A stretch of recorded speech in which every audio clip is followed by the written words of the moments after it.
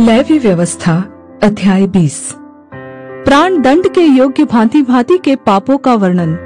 फिर यहोवा ने मूसा से कहा, इस्राएलियों से कह कि इस्राएलियों में से या इस्राएलियों के बीच रहने वाले प्रदेशों में से कोई क्यों न हो जो अपनी कोई संतान मोलेक को बलिदान करे, वह निश्चय मार डाला जाए और जनता उसको पत्थरवाह करे।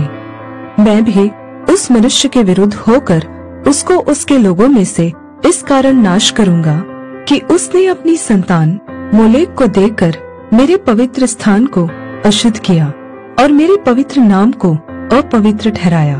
और यदि कोई अपनी संतान मोलेक को बलिदान करे और जनता उसके विषय में आनाकानी करे और उसको मार न डाले, तब तो मैं स्वयं उस मनुष्य और उसके घराने के विरुद्ध होकर उसको और जितने उसके पीछे होकर मोलेक के साथ व्यभिचार करे, उन सभी को भी उनके लोगों के बीच में से नाश करूंगा। फिर जो मनुष्य ओझाओं या भूत साधने वालों की ओर फिर के और उनके पीछे होकर व्यभिचारी बने, तब मैं उस मनुष्य के विरुद्ध होकर उसको उसके लोगों के बीच में से नाश कर दूंगा। इसलिए तुम अपने आप को पवित्र करो और पवित्र बने रहो, क्योंकि मैं तुम्हारा परमेश्वर यहोवा हूँ। और तुम मेरी विधियों को मानना और उनका पालन भी करना, क्योंकि मैं तुम्हारा पवित्र करने वाला यहोवा हूँ। परिवार और यौन अपराध। कोई क्यों न हो जो अपने पिता या माता को श्राप दे, वह निश्चय मार डाला जाए। उसने अपने पिता या माता को श्राप दिया है, इस कारण उसका खून उसी के सिर पर पड़ेगा। फिर यदि कोई पराई स्त्री के साथ व्यभिचार करे, तो जिसने किसी दूसरे की स्त्री के साथ व्यभिचार किया हो, तो वह व्यभिचारी और वह व्यभिचारिणी दोनों निश्चय मार डाले जाए। यदि कोई अपनी सौतेली माता के साथ सोए, वह अपने पिता ही का तन उघाड़ने वाला ठहरेगा। इसलिए वे दोनों निश्चय मार डाले जाए, उनका खून उन्हीं के सिर पर पड़ेगा। यदि कोई अपनी बहू के साथ सोए, तो वे दोनों निश्चय मार डाले जाए, क्योंकि वे उल्टा काम करने वाले ठहरेंगे और उनका खून उन्हीं के सिर पर पड़ेगा। यदि कोई जिस रीति स्त्री से उसी रीति पुरुष से प्रसंग करे, तो वे दोनों घिनौना काम करने वाले ठहरेंगे। इस कारण वे निश्चय मार डाले जाए, उनका खून उन्हीं के सिर पर पड़ेगा।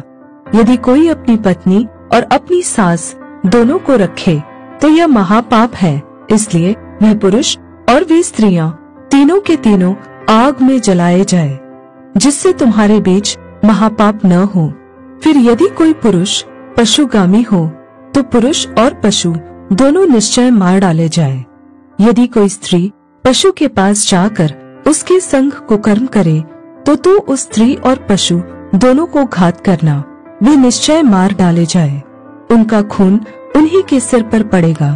यदि कोई अपनी बहन का, चाहे उसकी सगी बहन हो चाहे सौतेली, उसका नग्न तन देखे और उसकी बहन भी उसका नग्न तन देखे, तो यह निंदित बात है। वे दोनों अपने जाति भाइयों की आंखों के सामने नाश किए जाए, क्योंकि जो अपनी बहन का तन उघाड़ने वाला ठहरेगा, उसे अपने अधर्म का भार स्वयं उठाना पड़ेगा।